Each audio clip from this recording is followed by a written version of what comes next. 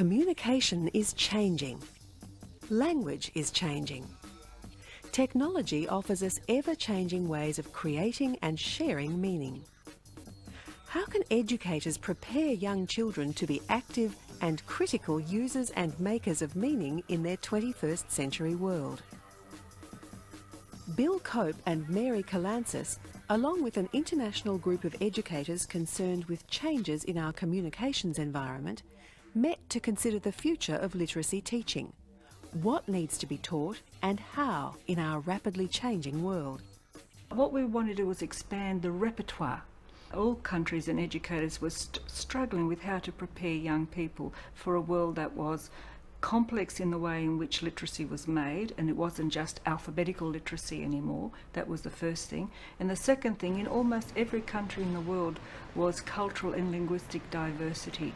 And that diversity was in the classroom. The people in this grade have had their parents, or even they've come from another country to come and live in Australia.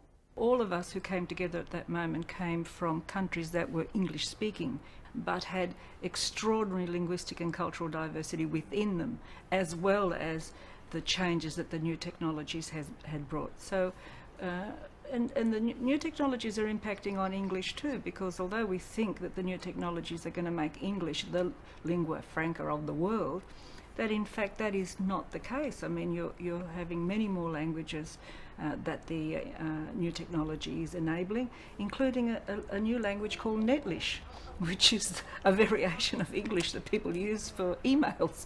So it's not just that anything goes and that you don't need standard English or the standard language that a group is operating in, but what we want to do is expand the repertoire. Right, so how do you expand the repertoire of the teacher in teaching literacy in this multiple ways with rigour, right? And how do you allow for the child's repertoire to be recognised, harnessed and taught about?